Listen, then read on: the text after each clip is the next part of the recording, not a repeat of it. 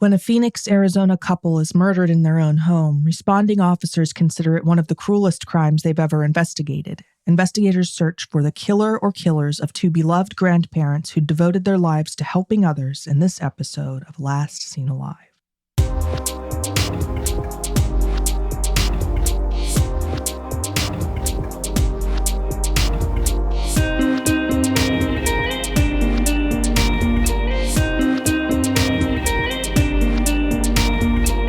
Thanks for listening to Last Seen Alive. I'm your host, Leah, crime analyst by day and true crime storyteller by night. And as always, I'm your co-host, Scott. Barbara and William Singer were last seen alive in late June of 2014. They were, respectively, 64 and 81 years old at the time and lived in northern Phoenix, Arizona.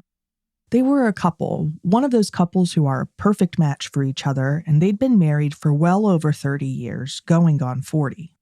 When they'd first met back in the 70s, it had been instant attraction. By that point, William, then in his 40s, had long since completed his career in the United States Marine Corps, during which he'd served as a captain and helicopter pilot during the Korean War era. Since moving on from the military, he devoted himself to a different kind of service as a helicopter pilot who provided life-saving medevac flights. That is such a cool career. It is cool. Now, Barbara had also worked in healthcare as a nurse, and it was because of her work as a nurse that she and William had met. It hadn't happened directly, exactly. Rather, William's sister, Jo, had had a mother-in-law who'd been a patient in a nursing home. Jo and the rest of the family had really liked Barbara, who'd been working there at the time, and had become convinced that she would get along great with their single family member, William. So they'd introduced the two of them, and they were right. William and Barbara had been absolutely taken with each other. They'd both loved to read and to travel. Conversation between the two had come naturally, and they hadn't been able to get enough of it. It wasn't long before they'd married. They'd held their wedding at a home of one of William's aunts who lived at the foot of scenic South Mountain in southern Phoenix. They would go on to live the rest of their lives together in Phoenix. Both Barbara and William had been married once before. That was something they had in common, but this marriage would undoubtedly be their last. William had children, including a son, William Jr., from his first marriage, and William Jr. says that Barbara was a very caring step-parent and treated him as if he were her own biological child. It's always good to hear when they have that kind of relationship with a step-parent. Right. It sounds like she was a wonderful person, as was William. And life was good for William and Barbara for a long time, which came as no surprise to William Jr., who's told AZ Central, quote, "They were connected, they were inseparable, they were meant to be together," end quote. By 2014, Barbara, at age 64, had enjoyed a very successful and impactful career as a pediatric nurse practitioner and had worked at Phoenix Children's Hospital as well as with a local crisis nursery where she'd provided excellent care to marginalized children, specifically children who'd been victims of abuse. Unfortunately, by 2014, she'd been injured in a fall which had impacted her ability to continue with that work, so after many years of practice, she'd retired. Meanwhile, William, at age 81, had begun experiencing health problems about a year prior. Before that, he'd been working as an EMT instructor as well as a CPR instructor. He'd worked well beyond the typical retirement age, not because he'd had to, but because he'd enjoyed his work. Yeah, you can tell when people have that level of experience and they're continuing on with it into this later ages, that they're really doing it because A, they love what they do, and B, they feel like they can empower the next generation of EMTs in this case to be the best that they can be with their experience that they've gathered throughout all these years. Right. He was the type of older, really experienced professional who all the younger professionals would really look up to. So becoming a frequent patient rather than a caregiver and spending time in and out of the hospital had, of course, been frustrating for him, sort of like the tables were turned. However, he and Barbara were both looking forward to a trip they really wanted to take together. A trip to the Panama Canal. According to reporting by Megan Cassidy for The Republic, it was their dream trip, and they believed that after William recovered from an upcoming shoulder surgery, they'd finally be able to take it. So yes, things had definitely taken a turn for the difficult, but Barbara and William remained optimistic and had every intention of continuing to enjoy life together. The important thing was that they still had each other, and as much as they'd loved their work, retirement, they felt, could be exciting too. But then someone took that from them. The first sign that something was wrong came on July 2nd when a home health caregiver stopped by the Singer house, which was located on St. John Road, for a scheduled therapy session with William. When they knocked, no one answered the door, which was unusual. William had recently gotten out of the hospital and had limited mobility, but Barbara at least should have been there with him and should have been able to answer. Barbara and William were almost always together. Concerned for their patient's well-being, the healthcare worker called local police to request a welfare check at the residence. When officers arrived and made entry into the home, it was immediately apparent why no one had answered the door. The evidence of violent death was both visually and olfactorily overwhelming. The experience of stepping into the Singer home that day is one that Phoenix Police Lieutenant Lois Weiss says she remembers vividly. She'd found William sitting in a chair in the living room, and it had been clear not only that he'd been deceased for several days, but that he'd been violently assaulted. As Lieutenant Weiss later put it in a video interview, which we've linked to on our website, William had been cruelly, quote, slaughtered and left like a piece of trash in his chair, end quote. As we know, when investigators arrive on the scene of a homicide or suspicious death, they have to be cognizant of all possibilities. And, as that article by journalist Megan Cassidy points out, one possibility investigators must be mindful of, particularly when it comes to elderly victims, is that of murder-suicide. In fact, when investigators first made entry into the home, they thought, given the victims' ages and health situations, that might have been what had happened. Yeah, I definitely was going down that thought process also. I mean, you have somebody that had this very active life up until this point. Right. Obviously, it's going to be a significant step backwards once they get to this point of immobility and not being able to do what they fully dream of. However, given the context of us doing this podcast, I know that that's not very likely. Right. Now, it's far from unheard of for this unfortunate phenomenon to occur among elderly couples, especially, like you said, when one or both halves of the couple are suffering from serious health problems, and William was, of course, both of advanced age and suffering from some serious health issues. And the other thing when it comes to murder-suicide, especially with older patients or older individuals, I don't really consider it as likely of a theory when it's such a gruesome scene that the investigating lieutenant is saying that they were left slaughtered in like a piece of trash. Right. It's a move of desperation, not usually of them trying to be especially cruel to themselves or each other. However, it quickly became apparent to investigators that a murder-suicide was not what had happened to William and Barbara. They followed a blood trail from William's chair down a hallway and into another room where they found Barbara lying on the floor in a supine position, also deceased. For the sake of the investigation, police haven't revealed exactly how Barbara and William were killed. However, they say it was exceedingly brutal. Phoenix Homicide Detective Christy Eisentrott has told KTAR News, quote, "Whoever did this was definitely an evil, evil person. I've been to a lot of violent crime scenes, and this one was the most violent and brutal," end quote. Because of the reported brutality, I assume that they were likely fatally stabbed and or beaten rather than shot, although of course I don't know for sure. Yeah, that's my thought too. Normally, if I'm talking about somebody dying from a gunshot wound, I'm not going to say it was especially brutal. That would be Right. something that I would reserve for a very hands-on method of attack, Yes. like strangulation or a overkill with a knife attack. Right, that's usually when we hear people break out this terminology. Now, in any case, there was no immediate answer as to why anyone would have wanted to kill the couple at all, let alone in such a brutal way. Naturally, investigators began examining Barbara and William's lives, learning everything they could about the murdered couple. However, they found no skeletons in the Singers' closets. They really were the kind and happy couple that they'd seemed to be on the surface.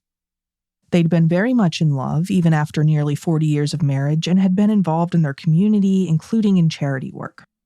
The people around them, such as their next-door neighbors, who were longtime friends of theirs, were devastated by their deaths. William and Barbara had lived very low-risk lifestyles and had not been prone to making enemies. Nonetheless, a motive in their killings became apparent when investigators pieced together a picture of their last days alive. They dug in not just to their personal histories, but also into the immediate days leading up to the discovery of their bodies.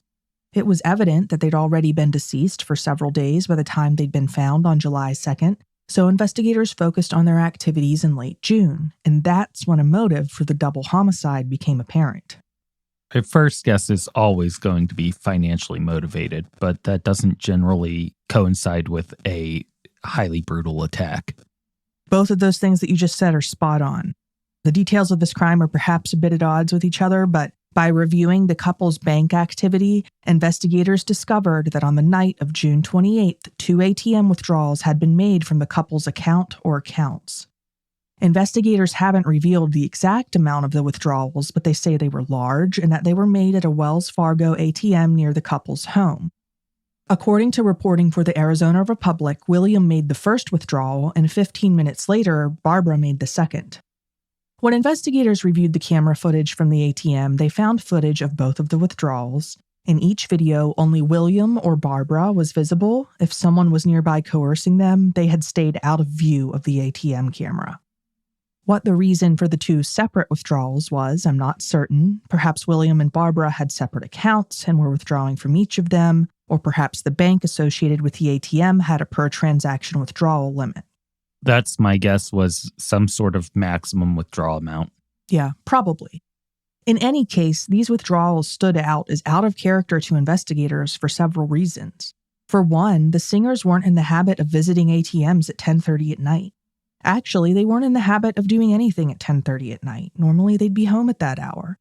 Secondly, William had just recently been released from the hospital at that point, and walking was a real struggle for him. The thought of him visiting an ATM at any time of day or night in such a state was really odd. What's more, according to Megan Cassidy's reporting for the Republic, investigators say that William looked visibly distressed when making the withdrawal from the ATM. So it was clear to investigators. The ATM withdrawals the Singers had made that night, just before their deaths, had not been voluntary. It appeared as if the motive for their murders had been financial. Supporting this theory was the fact that when investigators examined the Singer home, they found several valuable items missing. They haven't revealed what those items were, presumably for the sake of the investigation. In any case, after the admirable lives Barbara and William had led, after all the good they'd done and all the people they'd helped, someone had terrorized and murdered them for money. Well, maybe not only for money. Homicide detective Christy Eisentrott told the Republic, quote, "We have that element of possible burglary and robbery, but we can't exclude the possibility of it being a personal attack on the Singers due to the nature of the brutality of the murders." End quote. Now, apparently, the cruelty the killer or killers had demonstrated during the act had exceeded the bounds of both normality and practicality. They'd gone above and beyond in brutality for reasons that made investigators wonder, again, whether financial gain had perhaps only been part of the motive. And on that note, I can't help but wonder whether forcing both Barbara and William to go to the same ATM to make separate withdrawals might have also been a deliberate act of cruelty. After all, even if they had maintained separate bank accounts and hadn't known each other's PINs or access information, which frankly seems really unlikely given William's advanced age and health issues, their captor or captors could easily have forced them to simply share information with each other. Why send William, who at that time could barely walk, when they could have just sent Barbara to make both of the withdrawals? I've been thinking about that a lot. I think it was a deliberate act to make him suffer in some way, or make her watch on helplessly as a method of control and punishment. I think that may have been what was going on. In any case, the overkill wasn't the only element of the crime that made investigators wonder whether the killings had been personal. There was also the fact that there had been no signs of forced entry into the Singer home, which stood out because, as those who knew the couple told investigators, Barbara had been a stickler for home security. The thought of her carelessly leaving the house unlocked so that anyone could just waltz in, especially at night, was bizarre. It's not something she would have done. So, had she answered the door to let someone in, perhaps someone she knew? Investigators believe it's a possibility, although, given the Singers' peaceful lifestyles and outstanding reputations, it's not apparent who that someone might have been. As far as investigators could tell, those who knew the Singers liked and respected them. In an effort to find answers, investigators pursued dozens of leads, considering everyone from co-workers to family members and other members of the singer's wide social circle as possible persons of interest. Nobody really could be ruled out in the very beginning.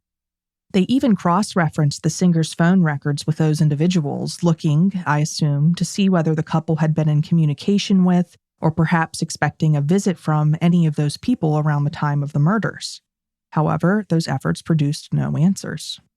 Yeah, when we're talking about eliminating suspects, obviously the first one that comes to my mind is William Jr. Allow me to alleviate your suspicions. He lived in a totally different part of the country, out in the Midwest. He did not do this. Okay.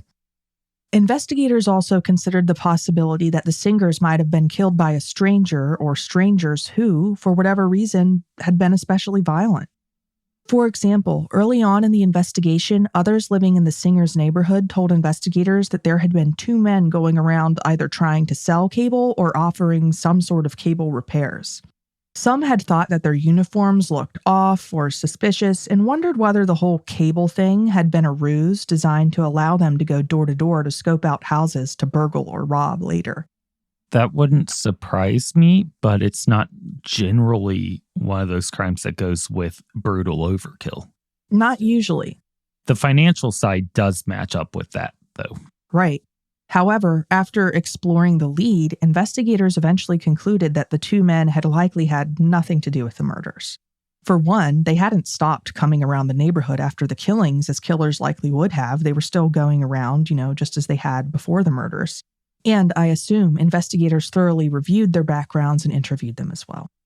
Now, naturally, investigators looked for any similar crimes that had occurred in the area, and so did I during the course of my research into this case, to the best of my ability, of course, via news records.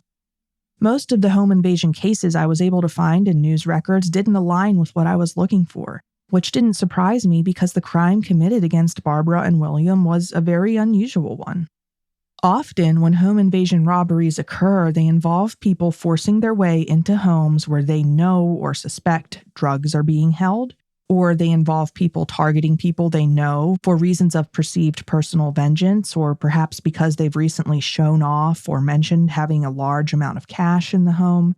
And news stories about those kind of run-of-the-mill home invasions are not too difficult to find. There's plenty of them out there, especially in a city the size of Phoenix. But again, Barbara and William's case was different. While some home invasion robbers do intentionally target senior citizens, perceiving them as easy targets, they don't usually kill them, let alone kill them with over-the-top violence. One home invasion news story, however, was unusual enough that it did catch my eye. It happened in Phoenix in September of 2014, so about 2 months after Barbara and William's murders. More on that next. And now, back to Barbara and William's story.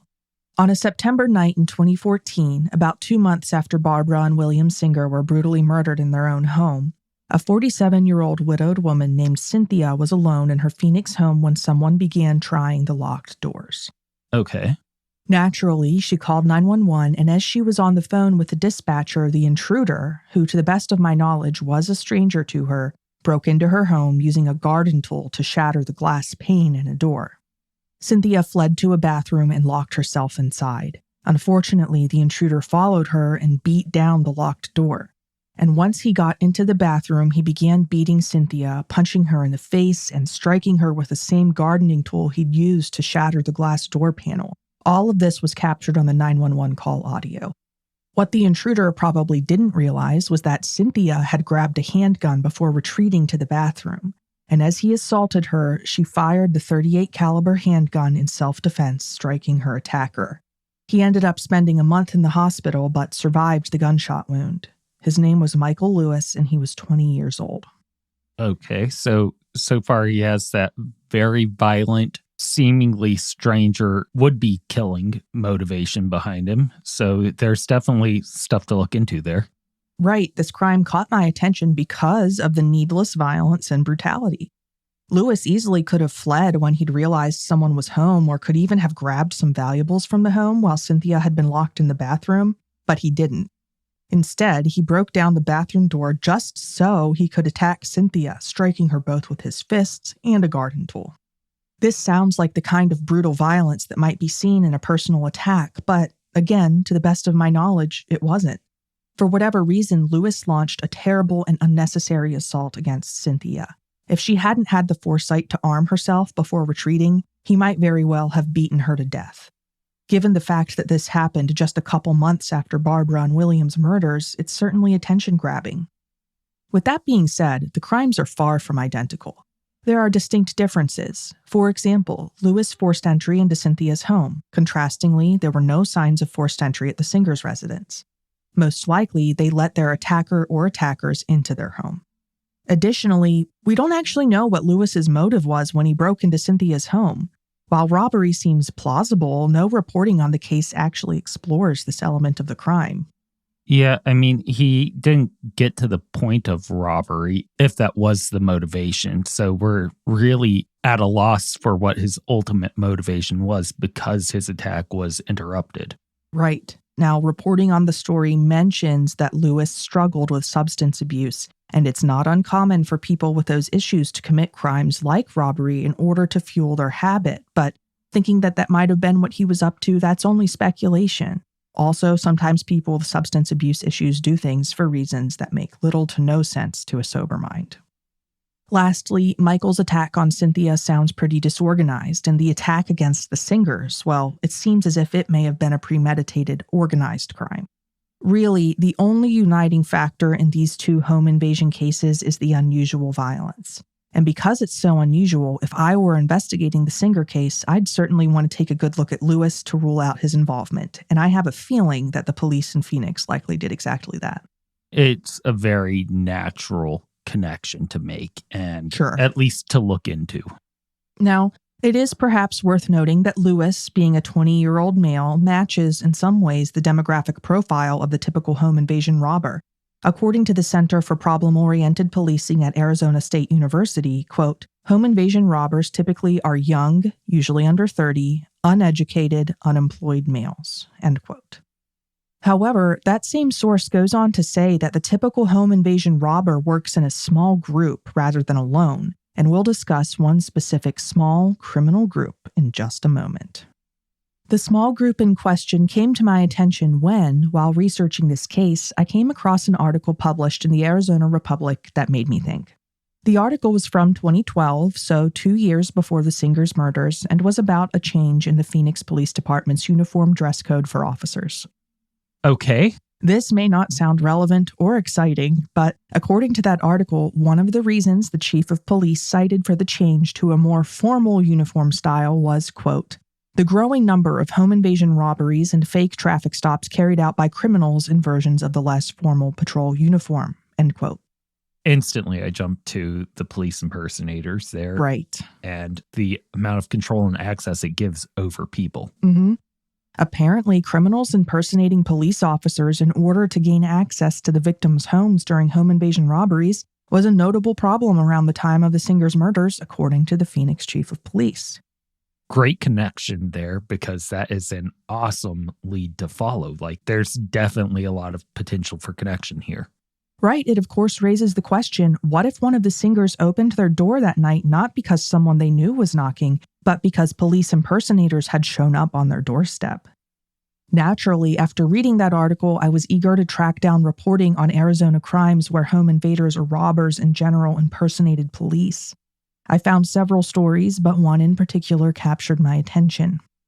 According to KOLD News, in 2021, about 6.5 years after the Singers' murders, a then 38-year-old Phoenix man and documented gang member named Isaac Castro Gonzalez, along with 2 accomplices, was arrested on charges of kidnapping, armed robbery, and impersonating a police officer. His accomplices were a man named David Stevens and a woman named Lisa Gomez. The gangs Isaac Castro Gonzalez was associated with included one of Arizona's largest street gangs and an associated prison gang. What Castro Gonzalez and his accomplices did on that night in 2021 was this. They went to a local casino where they selected 2 women who'd won $300 as their victims. When the victims left the casino, they followed them home in their own vehicles, which included a vehicle they'd illegally equipped with a blue light bar similar to one that might be seen on a police vehicle. They pulled the victims over and, posing as police officers and armed with at least one gun, forcibly abducted them, forcing them into one of their vehicles and driving them to ATMs. There, they threatened to kill them if they didn't reveal their PINs.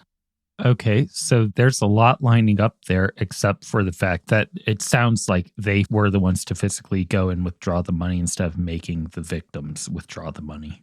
It sounds that way from what I've read in the articles. It didn't say that for sure, but why would you be asking for their PINs unless you were going to be the one to withdraw the cash? In any case, the victims, of course, complied, and their captors drove them around to several ATMs, and their bank accounts were emptied. Eventually, they let the women go after taking their purses and phones, but I wonder, what might they have done if they'd had their victims in a private setting, such as a home, where time wasn't necessarily of the essence and no one was watching? Yeah, that's very easy to question what could have happened. Right.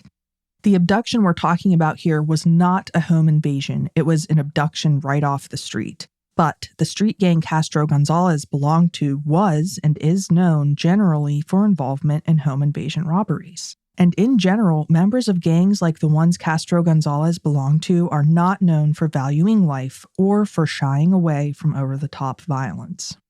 Speaking of which, there is no doubt that Castro Gonzalez had a substantial criminal history. In fact, at the time of the casino abduction in 2021, he had just been released from incarceration the year prior, was on probation for a weapons law violation, and was wanted for failing to appear in court. Furthermore, when I searched Maricopa County criminal court records, I found that the 2021 abduction and robbery had not been Isaac Castro Gonzalez's first. According to court records, a decade prior, in 2010, he, or at least someone with his exact same name and month and year of birth, had been charged with kidnapping, aggravated robbery, aggravated assault, illegal control of enterprise, theft, vehicle theft, and participating in a criminal syndicate/gang. So, we're talking about someone with a serious, established criminal history who's repeatedly participated in abductions and robberies, and that's just his known history in Maricopa County. Were I investigating this case, he and his associates would definitely be people I'd look into. With that being said, I don't know where any of them were in July of 2014. There's a very good chance that Castro Gonzalez, at least, may have still been serving time for those 2010 charges I just mentioned. In any case, these are the kind of offenders I'd want to know more about, and the possibility of an attacker or attackers making entry via a police impersonation ruse is something to think about. 100%, because as you mentioned, I could very easily see an older couple opening the door, assuming that this was legit, even if they weren't in exactly the correct uniforms. Like, it would be very plausible to me. I think so too, especially given that quote we have from the chief of police from that newspaper article. Now, even if the individuals we just discussed had nothing to do with the Singer's case, which is very possible, the potential involvement of gang-affiliated individuals is perhaps worth considering given everything we've just discussed. After all, again, excessive violence is often part of the way they operate.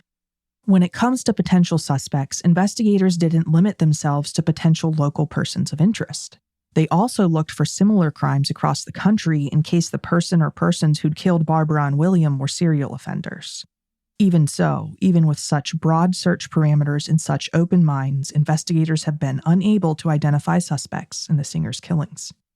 One investigative element of this case I wonder about in particular is whether or not Barbara and William's attacker or attackers left any DNA evidence or fingerprints behind at the scene. I would assume that they've checked for that, and they're probably just holding that back given the other information they're holding back. I'm certain they have, just they haven't publicly shared whether they recovered any such evidence or not. Now, we know the attack on Barbara and William was unusually violent and may have, although we don't know for sure, involved the use of either cutting or bludgeoning instruments. In such attacks, it's common for the perpetrators to accidentally injure themselves. We've covered cases before where suspects cut themselves and left DNA behind in the form of blood. However, none of the reporting on the Singer case mentions whether any DNA evidence was recovered from the scene. There's not so much as a word about any DNA evidence, and it's possible that investigators did collect DNA evidence and are keeping that evidence close to the chest. However, it's also possible that they found no DNA evidence. If that's the case, this suggests that Barbara and William's killer or killers were very careful to leave no trace behind. Killers like this are often pretty intelligent and organized, which makes them more difficult to identify in comparison to disorganized killers. At the time of this recording, despite investigators' efforts, Barbara and William's murders have been unsolved for more than a decade. Detectives are appealing to the public for tips, and family members are waiting for answers. For now, they say that their only comfort is knowing that William and Barbara, who were so inseparable for so many years, never had to live without one another. If you know anything about the deaths of Barbara and William Singer, please contact the Phoenix Police directly at 602-262-6151. Or, if you wish to remain anonymous, call the Silent Witness tip line at 480-948-6377. If your tip leads to the identification of the Singer's killer or killers, you may be eligible for a cash reward of up to $5,000. And if you found this episode to be of special interest, you may want to check out our episode on the unsolved double homicide of Bill and Peggy Stevenson. Their case isn't related to the Singers, but like the Singers, they were a kind, older couple and were brutally murdered in their own home, possibly by someone who they allowed inside. We aired our episode on the Stevensons' murders in July of 2023. You can scroll back to then in our feed to listen if you'd like. That's all for this episode of Last Seen Alive. Thanks for listening. Make sure you check out our website, lastseenalivepodcast.com, for photos from the story and links to sources we used to write it. While you're at it, follow us on Insta at LSA Podcast and TikTok at Last Seen Alive Podcast. Episodes of Last Seen Alive air every Monday. See you then. If you think bringing unsolved cases like Barbara and Williams to the public's attention is important, please take a moment to rate or review Last Seen Alive and tell your friends to check us out too. We really do appreciate it. And don't forget to check out our merch store where you can get an LSA t-shirt or hoodie. We donate 50% of the proceeds from every sale to the DNA Dope Project. Last Seen Alive is a Studio 222 production. Research and writing is provided by you, Leah. Audio engineering and editing is provided by me, Scott.